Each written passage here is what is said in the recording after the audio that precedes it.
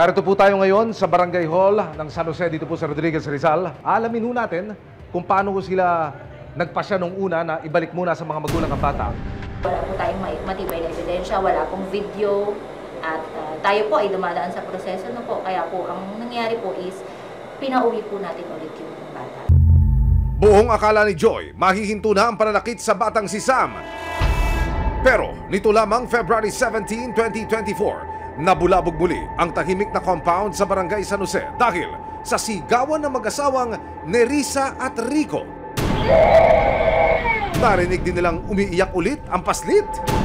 May isang bukol tapos pikit na yung mata. Araw-araw nadadagdagan yung bukol tapos dalawa na yung nakapikit na mata. Nagsumbong ulit si Joy sa barangay at dito na umaksyon ang Barangay Council for the Protection of Children o BCPC ng Barangay San Jose.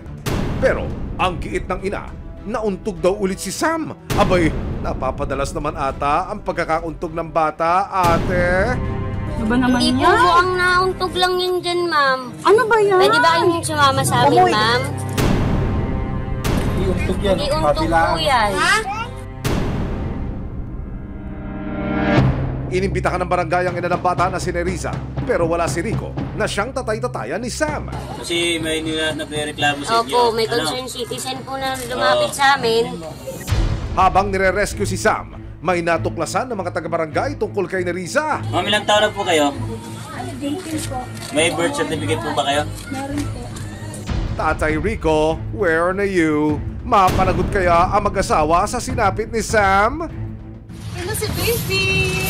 Ayun na, baby namin. Nakuha na namin. February 18, 2024, sa tulong ng concerned citizen at kapitbahay na si Joy, hindi niya tunay na pangalan, na-rescue na ng barangay ang bugbog saradong paslit mula sa kanyang tahanan. Pagdating sa barangay, napag-alaman ng mga social worker na menor de edad pala si Nerissa, 15 taong gulang daw siya nang ipagbuntis si Sam. Nang tanungin siya tungkol sa mga pasa at iba pang marka sa katawan ng bata, nagawa lang daw niya ang mga ito nang dahil sa gigil. Ito tingnan mo may kagat Ano po? Kinagat yung sarili niya? Sarili niya ba to? Ha? Oo, ate, maling-mali yun. Kinagat mo sa gigil? Diba? O, di ikaw na rin gumawa niya. Oo. At dahil sa 17 taong gulang pa lang si Nerissa, ipinatawag ng barangay ang kanyang ina na itatago namin sa pangalang Lola Evelyn. Unang beses daw niyang nalaman ang kalbaryong sinapit ng kanyang apo sa kamay ni Nerissa. Dito lang po. Dito tapos ito po brownie black ay talaga as in to. Alos pikit na po yan. Di naman po makakita. Ito, inamin naman po ng anak kong babae na pinaso ng kato. Sobrang sakit po talaga as in. Parang halos madurog yung puso ko doon. Kasi bata po yun. Wala pong kamuang-muang yan eh. Agad inaresto ng Montalban PNP si Rico na stepfather ni Sam.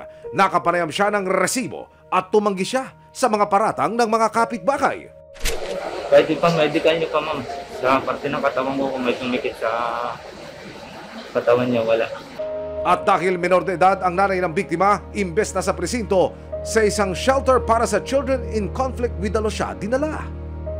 Pareho silang naharap sa kasong paglabag sa Republic Act 7610 o Child Abuse. January 27, 2024 nang marinig na umiiyak ang batang itatago namin sa pangalang Sam. Nang sumilip si Sam sa bintana, nakita niyang bugbog sarado na raw ang mukha ng bata. February 18, 2024, sa tulong ng concerned citizen at kapitbahay na si Joy, hindi niya tunay na pangalan, na-rescue na ng barangay ang bugbog saradong paslit. Agad inaresto ng Montalban PNP si Rico na stepfather ni Sam. At ang nanay ng biktima sa isang shelter para sa children in conflict with the law dinala. Hiling ni Lola Evelyn, mapunta sa kanya ang kustodiya para sa apo. Gusto ko po siya malagaan ng maayos. Gusto po siyang mahalin kasi kulang po sa yung bata eh.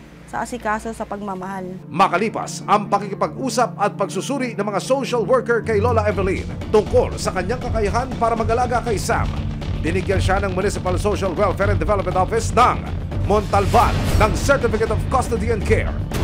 Ayon sa Article 214 ng Family Code of the Philippines, sa oras na wala ng kapasidad ng mga magulang na alagaan ang kanilang anak, pwedeng tumayong magulang ang biological grandparent o ang lolo o lola ng bata.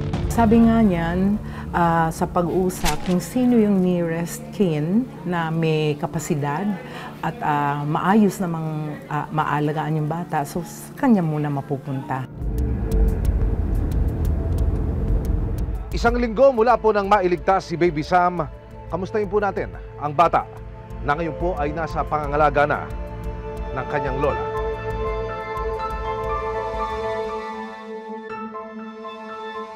Nabawi niyo ang bata, ang pansamantalang kustudiya nasa inyo. Opo. Ano yung inaasahan niyo pat nais niyo mangyari ngayon? Sa amin po, gusto ko po yung katahimikan po. Mapangalagaan ko mabuti yung bata. Minabuti rin ang resibo na masuri ng isang espesyalista si Baby Sam.